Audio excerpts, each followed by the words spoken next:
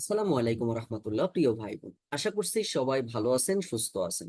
মারুফ academy YouTube চ্যানেলের পক্ষ থেকে আপনাদেরকে স্বাগতম। আজকে আমাদের আন্তর্জাতিক বিষয়াবলী আমরা জানি যে একটা প্লে লিস্টে আমরা ধারাবাহিক আলোচনা করছি। সেখানে আমাদের ক্লাস নাম্বার 12। তো 12তে আমরা শিখবো হচ্ছে পৃথিবী সম্পর্কে কিছু বিষয় আমরা জানার চেষ্টা করব। তো চলেন আমরা ক্লাসটি তে চলে যাই এবং আপনারা যথাসম্ভব চেষ্টা করবেন ধারাবাহিকভাবে ক্লাসগুলা দেখে একটু নোট করে ফেলার। তো প্রথমে আমাদের পৃথিবীর আসলে যেটা জানা দরকার, দেখেন এই যে পৃথিবী মানে যেটাকে আমরা বিশ্ব বলি, তাই না? তো এই পৃথিবীতে মোটামুটি আমাদের 7টি মহাদেশ আছে। পৃথিবীতে আমাদের কয়টি মহাদেশ আছে? 7টি হচ্ছে মহাদেশ আছে।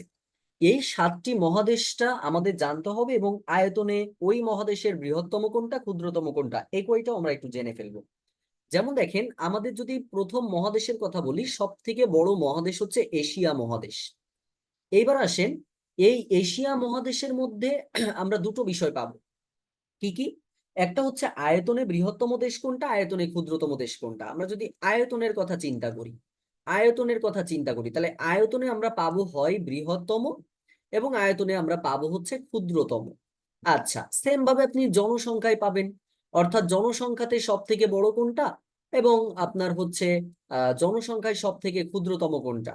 এই দুটো বিষয় কিন্তু আমরা জানতে পারবো। তো প্রথমে আসেন, এশিয়া মহাদেশের আয়তনে সব থেকে বড় যে দেশটি সেটা হচ্ছে চীন। চীন হচ্ছে সব থেকে বড় এবং আয়তনে ক্ষুদ্র দেশ হচ্ছে মালদ্বীপ। এটা এশিয়া মহাদেশের মধ্যে।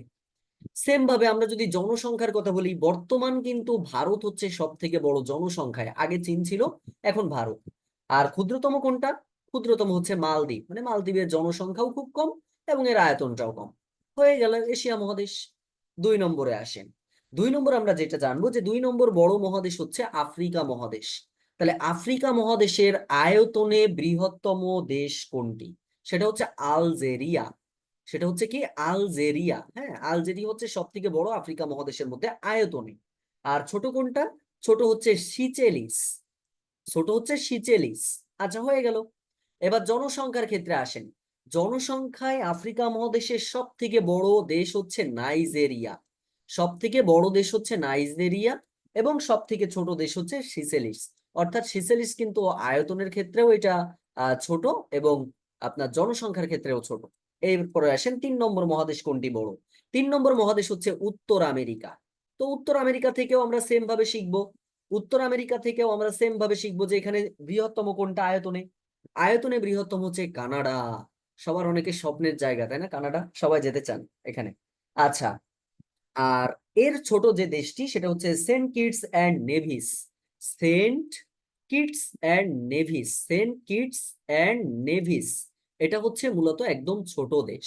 ওকে, ছোট দেশ এটা আয়তনের ক্ষেত্রে এবং এটা জনসংখ্যাতেও কিন্তু ক্ষুদ্রতম। এরপরে আসেন উত্তর আমেরিকার ক্ষেত্রে জনসংখ্যায় বৃহত্তম হচ্ছে যুক্তরাষ্ট্র। মানে আমেরিকা, এক কথায় আমেরিকা। আর ক্ষুদ্রতম কোনটা? ক্ষুদ্রতম এই যে সেন্ট কিটস, এটাই। মানে জনসংখ্যায় যেটা ওইটাই আবার ক্ষুদ্রতম। হয়ে গেল। 4 নম্বরে আসেন। উত্তর আমেরিকার পরে বড় মহাদেশ হচ্ছে দক্ষিণ আমেরিকা। এরপরে হচ্ছে আমরা জানবো কি দক্ষিণ আমেরিকা। এই দক্ষিণ আমেরিকায় আয়তনে বৃহত্তম দেশ হচ্ছে ব্রাজিল। ব্রাজিল কিন্তু অনেক বড়, আপনারা যদি মানচিত্র ফলো করেন বুঝতে পারবেন ব্রাজিল। আর ছোট কোনটা? ছোট হচ্ছে সুরিনাম। সুরিনাম হচ্ছে সব থেকে ছোট। জনসংখ্যায় বৃহত্তম দক্ষিণ আমেরিকার মধ্যে কোনটা? জনসংখ্যার ক্ষেত্রেও কিন্তু ব্রাজিল বড়। ব্রাজিল কিন্তু জনসংখ্যাতেও বড়, আয়তনেও বড়, দুইটা দিক থেকে এটা বড়। এবং ছোট ওই সুরিনামি। এটা মনে রাখতে খুব সুবিধা, তাই না বলেন? আচ্ছা, কেমন লাগতেছে ক্লাস? সবাই একটু জানাবেন কিন্তু, তাইলে ভালো লাগবে আরো ক্লাস নিতে। 5 নম্বর মহাদেশের নাম কি? 5 নম্বরটা হচ্ছে ভাইয়া ইউরোপ মহাদেশ।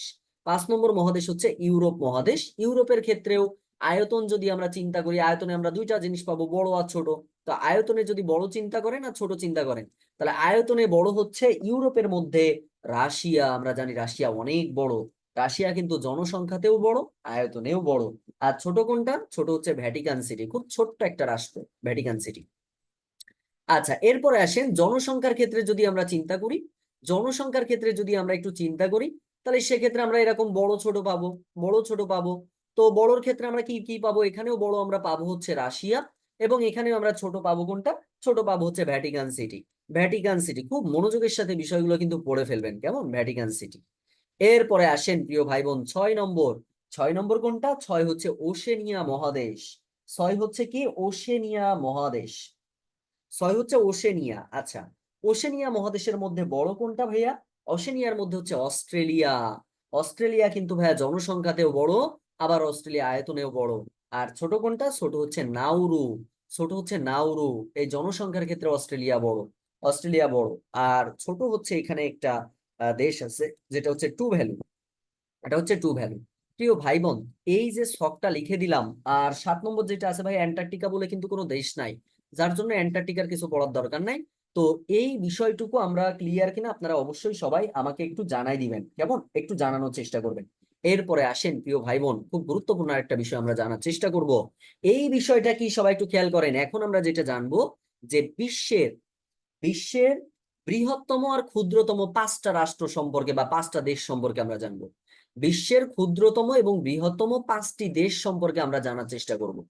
তো 5টা দেশের মধ্যে আপনি সেম ভাবে আসেন। প্রথমে আপনি আয়তনে চিন্তা করবেন, তারপর আপনি জনসংখ্যায় চিন্তা করবেন।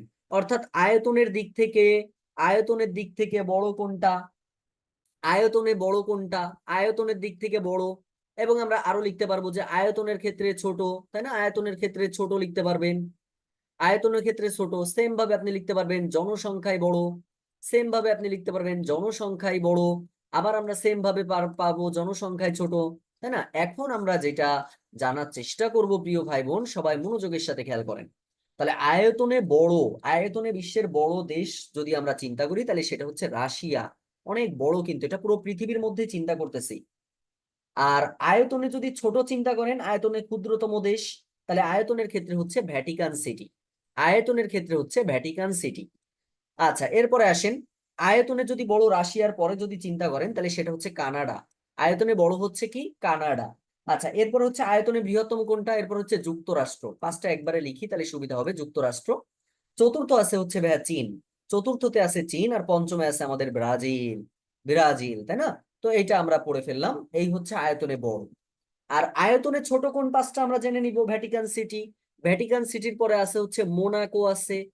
মোনাকোর পরে আছে হচ্ছে আমাদের নাউরু আছে। এটা কিন্তু টোটাল বিশ্বের কথা চিন্তা করতেছি। তারপরে আমাদের আছে হচ্ছে টু ভ্যালু আছে। টু ভ্যালু আছে যেটা আমাদের ওই যে আপনার কি বলে, ওশেনিয়া মহাদেশে অবস্থিত। তারপরে আরেকটা আছে হচ্ছে পালাউ। আরেকটা আছে হচ্ছে পালাউ। সেম ভাবে বা জনসংখ্যা যদি চিন্তা করেন, জনসংখ্যায় সব থেকে বৃহত্তম বর্তমানে কিন্তু ভারত। তারপরে কে? তারপরে হচ্ছে চীন। তারপরে কে? তারপরে হচ্ছে যুক্তরাষ্ট্র। তারপরে হচ্ছে যুক্তরাষ্ট্র। এরপরে কোনটা? এরপর হচ্ছে ইন্দোনেশিয়া। জনসংখ্যায় পরপর আমরা যাচ্ছি কিন্তু, ইন্দোনেশিয়া। এরপরে কোনটা? এরপরে হচ্ছে ভাইয়া পাকিস্তান। এরপরে হচ্ছে পাকিস্তান। তারপরে ছোট কোনটা? ছোট দিক থেকে যদি আমরা চিন্তা করি, প্রথমেই আমরা ভ্যাটিকান সিটিকে দেখব। ভ্যাটিকান সিটি কিন্তু আপনার আয়তনের ক্ষেত্রেও ছোট এবং জনসংখ্যার ক্ষেত্রেও ছোট। তারপরে হচ্ছে আমরা জানবো হচ্ছে টু ভ্যালু। টু ভ্যালু জানবো। তারপরে আমাদের হচ্ছে নাউরু। তারপর হচ্ছে নাউরু। তারপরে হচ্ছে সান মেরিনো। সান মেরিনো। হ্যাঁ, সান মেরিনো সম্পর্কে আমরা জানবো। সান মেরিনো। আর তারপর হচ্ছে পালাউ। এই যে দেখেন, কয়েকটা দেশ সম্পর্কে আমরা জেনে ফেললাম। তো এটা খুব গুরুত্বপূর্ণ একটা বিষয়। আশা করছি পৃথিবী নিয়ে যেই যতটুকু অংশ আমি আলোচনা করছি, আমার সকল ভাই বোনেরা আপনারা বুঝতে পেরেছেন। আপনাদের কাছে আমার একটাই রিকোয়েস্ট থাকবে, আপনারা আমাদের এই লাইভটা একটু শেয়ার করে দিবেন, এবং পর পর ক্লাসটা করার পরে বুঝতেছেন কিনা একটু কমেন্ট করে দিবেন। অথবা আরো কিভাবে পড়ালে আপনারা ভালো করে বুঝতে পারবেন আমাকে একটু জানাবেন, আমি সেইভাবে আপনাদের নিয়ে একটু আগানোর চেষ্টা করব। সবাইকে ধন্যবাদ। আসসালামু আলাইকুম ওয়া রাহমাতুল্লাহি ওয়া বারাকাতুহু।